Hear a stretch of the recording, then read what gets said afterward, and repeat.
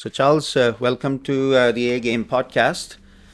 Charles is, in London. I'm, of course, here in New York. You can see the financial district behind me, Charles. And thank you for joining the podcast today. I know we met a couple of years ago in London when you became an Navatar client, and thank you for that. But the more important thing that I wanted to point out is so Charles came to the podcast because he's one of the foremost experts. Cameron Barney is an advisory firm focusing on, the way you talk about it is the intersection of, infrastructure and technology. The way I think about it is that, EV charging stations come to mind when it comes to infrastructure and technology. But when I talk to you, I learned that it's much more than that.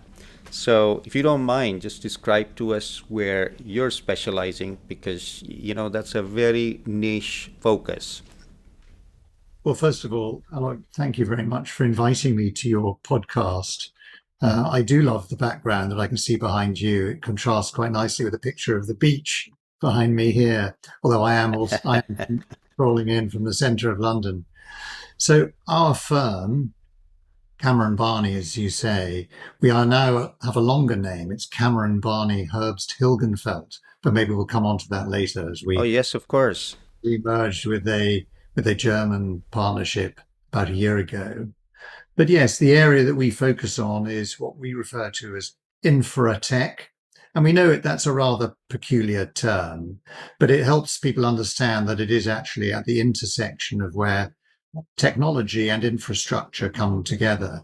So you rightly identified EV charging. For us, it's also digital infrastructure, so fiber broadband rollouts.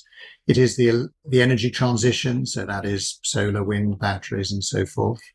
It also is the new era of transport, so EV charging, you mentioned that. And so for us, it's really the next generation of infrastructure, much of which is turbocharged by technology development. And those are the sorts of young, generally rather more disruptive and smaller clients that we focus on. But they are immensely capital intense. So they need large sums of money. And so allying those companies with cautious, large wallets, which is what we do a lot, is our core competence, really. Uh, Great. And one of the things that you talked about was your ability to go and identify these smaller companies. And so that was my first question that I thought instinctively that this is an area full of big players, which I'm sure there are, but these smaller companies that you're identifying, apparently this is a very good investment opportunity because you get high returns. I'm sure there is a risk involved as well. But what you pointed out was that, some of the larger investors may not, these companies are not large enough. So what you're doing is you have to go find the type of investors who would want to invest in these companies and then, help them grow to a certain level. Is that the way it works? It is certainly the way it works. So we do spend a lot of time networking with and searching for the young corporates themselves, but they are all very much infrastructure centric. And so the point of this is that we know that infrastructure investors are interested in what they refer to as core plus infrastructure or even core plus plus, which typically means younger and more risky, arguably more risky businesses.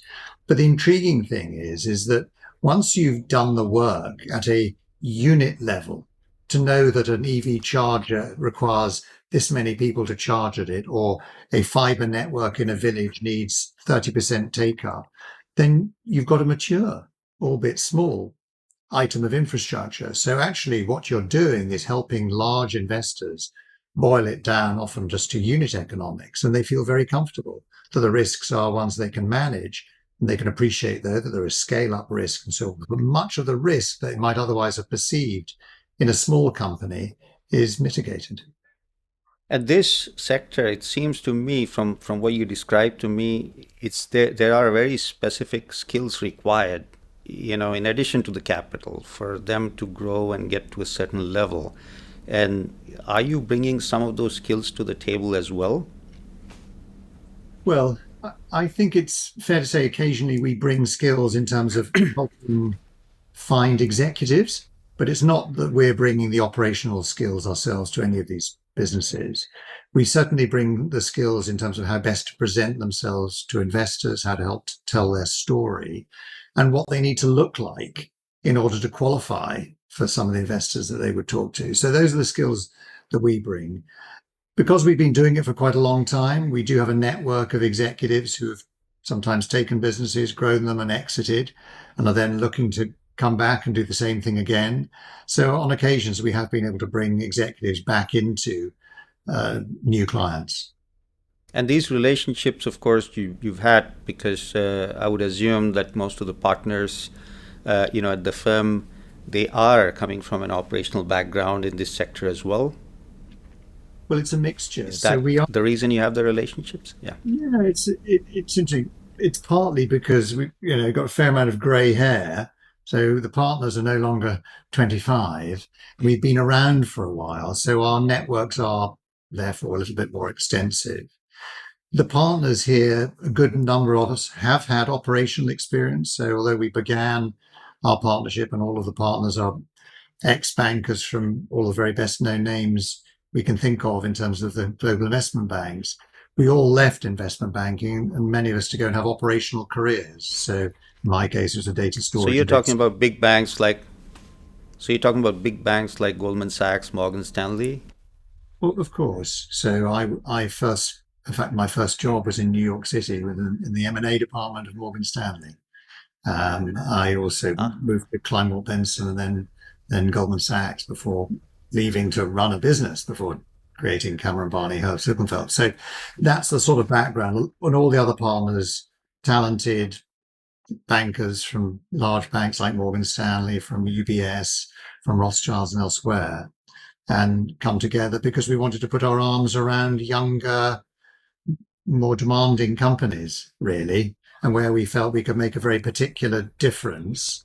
And part of this is the desire to actually address some of the big issues that we can see in society in terms of the energy transition, decarbonisation, improvement in the way digital infrastructure is harnessed for wider benefit. So there's a certain amount of purpose behind our partnership as well as just looking after the companies.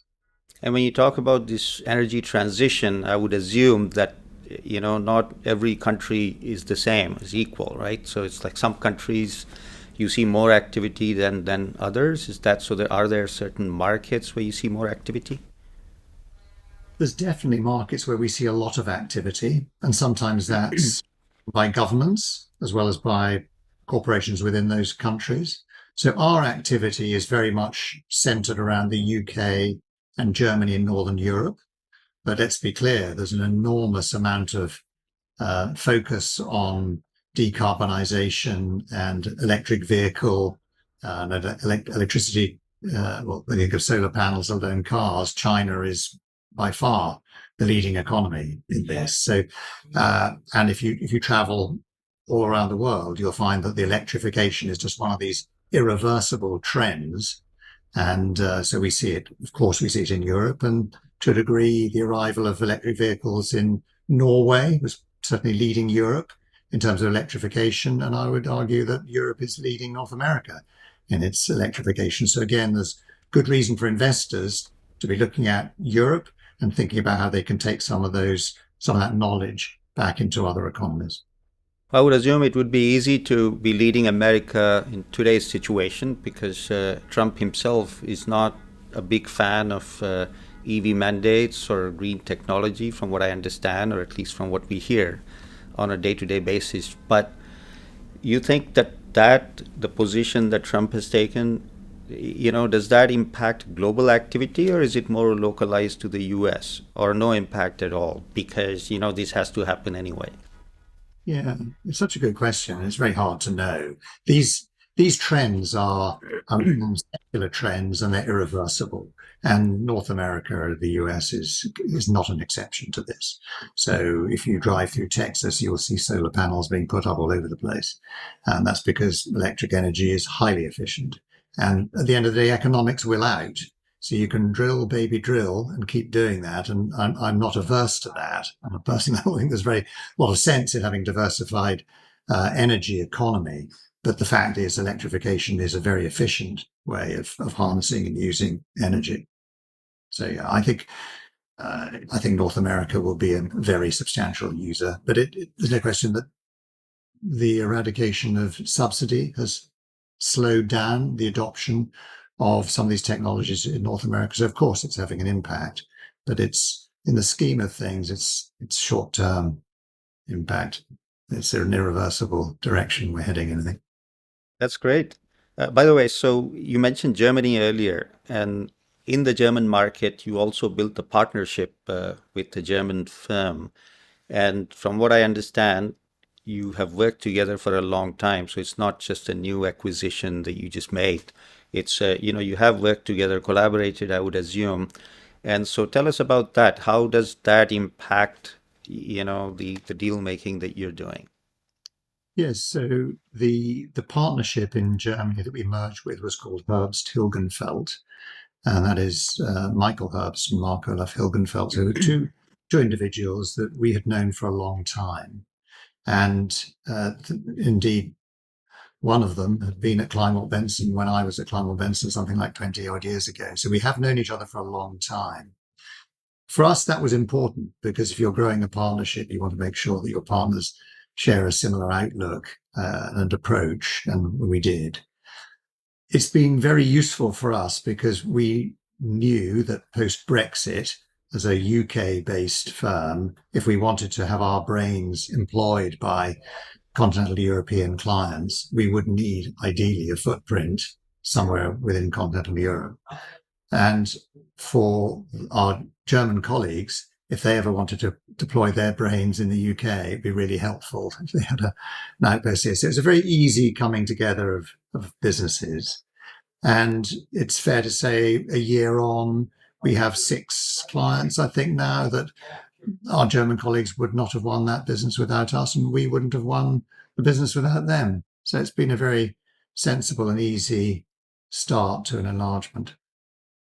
And by the way, do you mentioned you invest in some of these companies as well?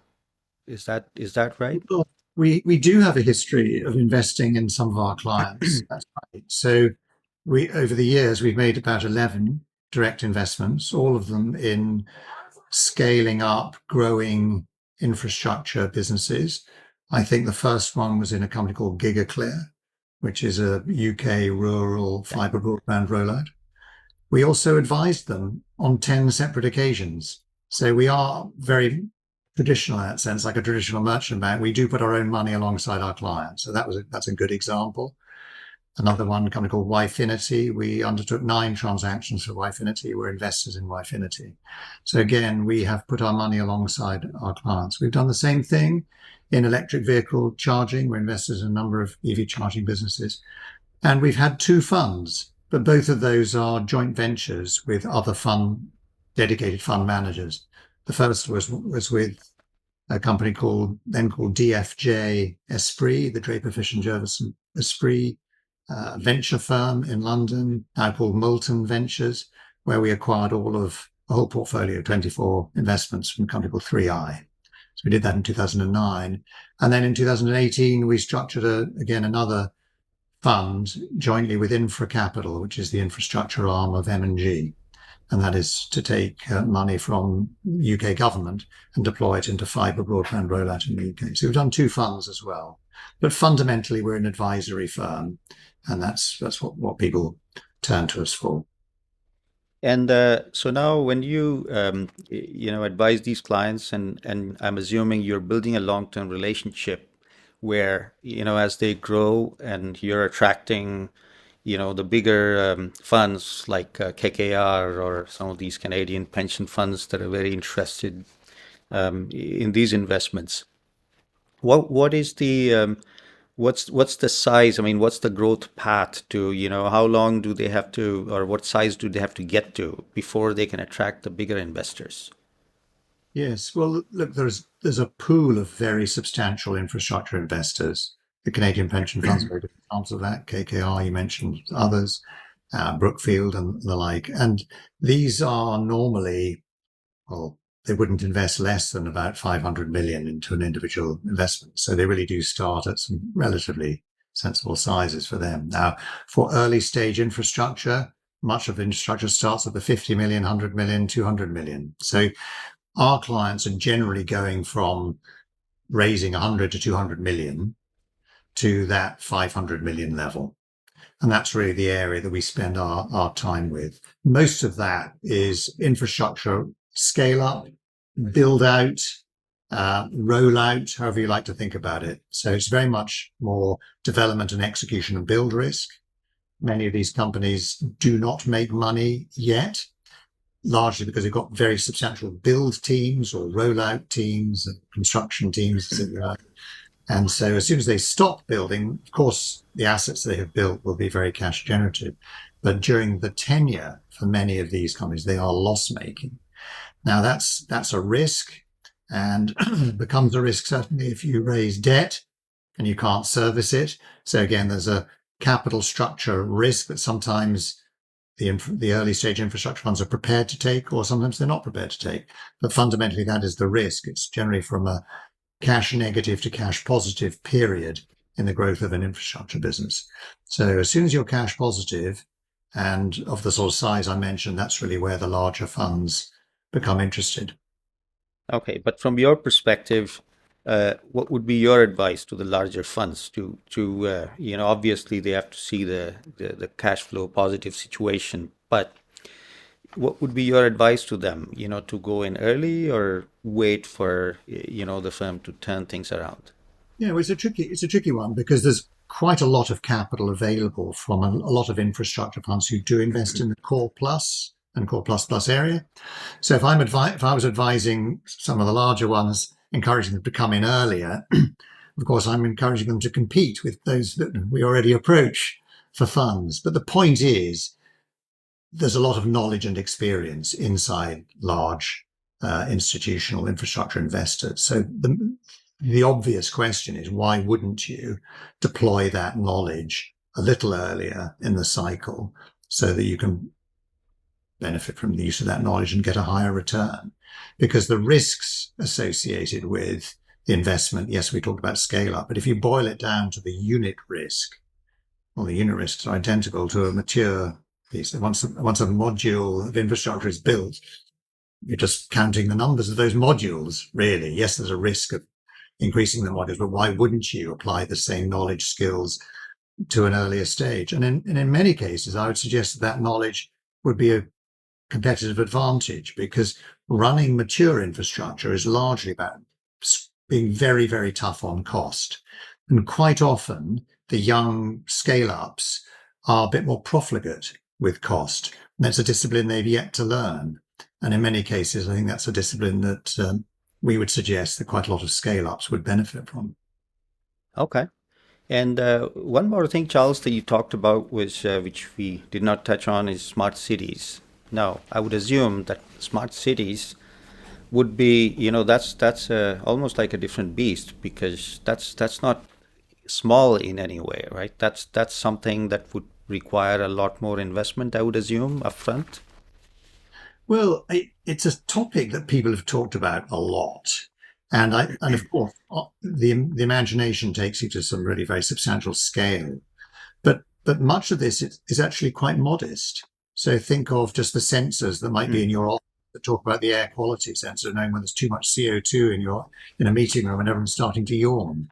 Now that's quite small, but of course that's data and information that is gathered by a sensor, taken probably through a low power network that doesn't have to be a mobile network. It could be a lot less expensive, processed, and of course there's much more data processing. But we're sitting here today in 2025 with the arrival of AI, the arrival of enormous compute power, knowledge of networks, and people have talked about smart cities and the implications of that for a long time. But we're arriving at a moment where this is actually much more possible, and more possible at a lower cost. So I don't think it's actually very high cost. I think there's lots of technologies, whether it's low power radio or mobile networks and others, and the data processing that again can be done very efficiently. So I think that there's a lot to be seen to come in that area of infrastructure. It's definitely an area of infrastructure, aside from the decarbonisation and the digital and the transport I talked about. But we think this is a big area for focus. It's certainly a big area for us. I don't want to drive everyone else to the same area, as it was, competitors, but fundamentally these things are going to happen. And our view is that if we can help clients in that area, and we think we can, again, we think this will be an important trend.